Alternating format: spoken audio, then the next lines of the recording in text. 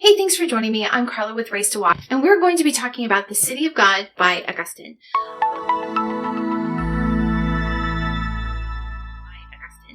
But before we get started, a little bit about this channel. Here we share good thoughts about good words, and on Fridays I host a live Bible study on Instagram at Race to Walk, and then I publish 2 videos a week. I publish a video about books, and I also publish a replay of that Bible study with some study aids. So if you are interested in either of those things, be sure to subscribe and hit the bell for notifications so you can get updates about new videos. This is City of God by Augustine. So this particular edition by New City Press comes in 2 different volumes, but it is 22 books, and this was published in 426 AD, and there is a lot of ground covered in this, let me tell you. So the reason I read this is some friends from the HBU's Apologetics program were doing a read-through of it in the summer. We read 2 books a week, and then we did a discussion every other week. And I'm really glad that I had this group to go through it with, because I don't know if I would have gotten all the way through it. Volume number 1, I absolutely loved. I probably would have read through this just regardless, because I started reading it and I was thinking, what have I been doing with my life? I mean, this is just amazing. Loved it. When I got to volume 2, the last half, not so much. But a little bit about this work. Augustine of Hippo lived from 354 AD to 430 AD. It was published in 426 AD, and so that was just a few years before he died. But I'm just going to give you kind of a little timeline so we can kind of see where Augustine's coming from.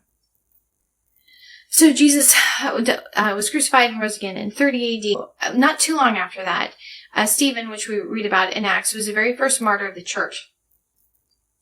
Up until 311 AD, which was when the Edict of Toleration was in place, it was pretty much illegal to be a Christian. So it's important to remember, I think, that the church was birthed and grew in spite of persecution.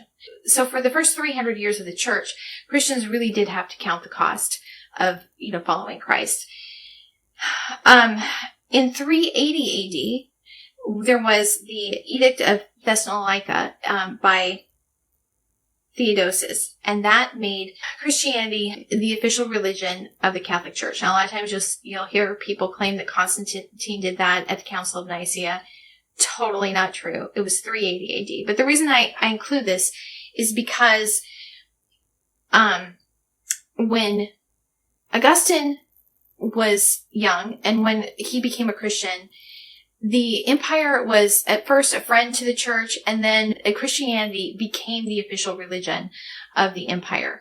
So Augustine never lived in a time when he had to go against the government to be a Christian. He just didn't live in that time. And so he was a bishop. In 410 AD, the Visigoths sacked Rome. And at the time, so the work begins, he starts writing this a few years later. It took him 13 years to write this whole work, but he begins it because there were people that were saying that the reason that Rome was sacked was because they had turned away from their, the gods of the empire. And it was because of Christianity that this calamity fell. So these people who many of them had been in the church, suddenly, they're fair weather Christians, they turn on it and they say, it's because of you that this happened. And so Augustine begins this work by arguing against that and giving an account of all the calamities that happened when Rome still worshipped pagan gods. So that's how it begins. And one of the things that's really interesting is that you get all these little details about beliefs and occurrences and, thinkers, just little details all the way through it. And so he's arguing against the Christianity's detractors, but he's also speaking to Christians because at that point, they have seen this identity of the church is so aligned with Rome. They saw themselves as bringing about this kingdom of God. And so what Augustine is explaining is that there has always been the kingdom of God, which is the believers, and then the kingdom of the world, all the way through from the very beginning. Now, sometimes in his exegesis, I think he forces a point a little bit, but this idea of the city of God actually comes from Matthew 5:14 through 16. You are the light of the world. A city built on a hill cannot be hidden. Neither do people light a lamp and put it under a basket. Instead, they put it on its stand, and it gives light to everyone in the house. In the same way, let your light shine before others, that they may see your good deeds and glorify your Father in heaven. That idea of this being a light in the world, being in the world but not of it, that is what Augustine uses as his main thesis in this work. And again, he talks about a lot of different things in this book. It's apologetics. It's, he's talking about, this encouragement for Christian living. He gives sort of an explanation on some biblical teachings. I mean, he just covers, there's a lot of different things. At the end of Volume 1, he talks about how we find true happiness is when we are in communion with God. And I do have a very short video called America, the City of the Hill, The Pursuit of Happiness that talks a little bit about that. And I think that really, for me, was like the main takeaway. Everyone is searching for meaning and searching for purpose. And today we seem to think that that's centered in ourselves. And Augustine really very clearly highlights that it is actually centered in God. So one of the things that was really puzzling to me until I got to almost the end of Volume 2 was that a lot of times Calvinists will use Augustine as their go-to. And if you're not familiar with Calvinism, they really kind of dismiss free will. They think God foreordained everything. Man doesn't really have a choice. I'm not going to get into that whole thing. But I also was in a discussion with somebody who was talking about eschatology. And he went through this whole, he presented Augustine as an amillennialist, that there isn't a literal millennial kingdom. And I'm reading through this and I'm like, Augustine believes very strongly in free will. I don't understand where they're getting this. It wasn't until I got to the very end, it's probably about at this point in the whole work. Then there is one section in this where he does sound like he believes in predestination and is not for libertarian free will for man. But then at the end, he goes back to his original position. So basically, Augustine contradicts himself on that.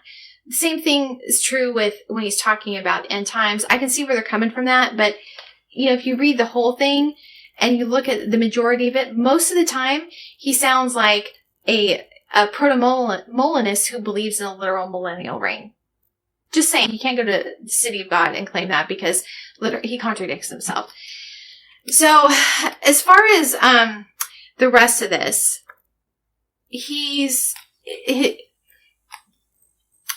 there are certain things that he explains, for example, as far as Genesis 6, where it says the sons of God came to the daughters of men, he believes that the sons of God were referring to the sons of Seth, and that the daughters of men were the sons of Cain. That's, that he uses that as the city of God and the city of men. I don't agree with that. I do have a video on the Unseen Realm by Dr. Michael Heiser where he explains that the sons of God are actually referring to fallen angels coming to the daughters of men. So that's a whole other topic.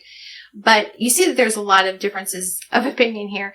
There's some other things, the way Augustine explains them, I really don't agree with. Basically, pretty much all this volume, I didn't care for that much. One of the things I thought was really interesting, he does have a whole section in here where he's talking about miracles. And he's responding to people saying, well, why don't miracles happen today? And his response is, well, they do. It's just that we don't read them continuously like we do those in the gospel accounts, so people aren't as familiar with them. And then he goes into a whole section where he gives accounts of miracles that he himself personally witnessed, and, others that were commonly known in his town. And, he stresses that it's very important to, write these down and, give a testimony of them. So I thought that was kind of interesting. There's so much in this. Now, this you can get on Gutenberg for free.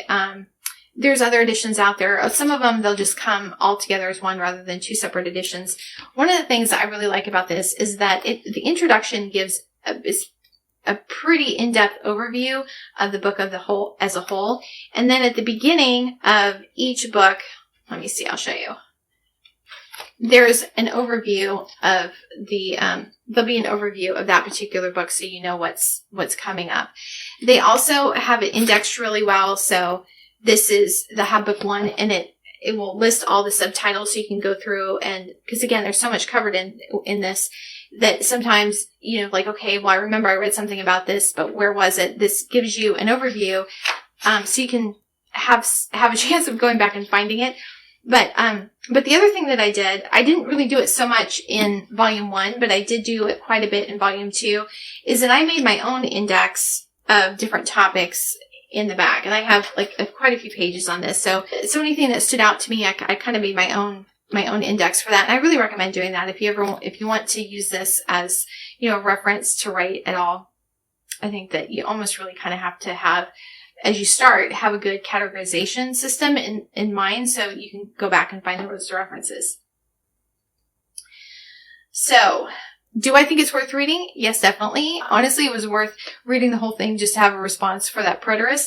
But I think it's also interesting that just because I think it shows what the thoughts were at the time of Augustine, but I think it also illustrates how all of us can change in what we believe, because just in this, you see that Augustine had some contradictory beliefs about free will, and so it's great to read these early writers, but we also need to keep in mind that they can be wrong about things too, and I think City of God is a pretty good illustration of that. It's some really, really awesome passages, but there's also some things that really are not that great, especially again, it's in volume 2 and his view of women and marriage. I think that's those attitudes. You still see some of Augustine's attitudes towards women and marriage in the church today, and I think those are pretty destructive. So anyway, that was City of God.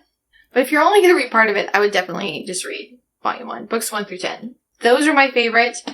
The rest, it was worthwhile. It was interesting.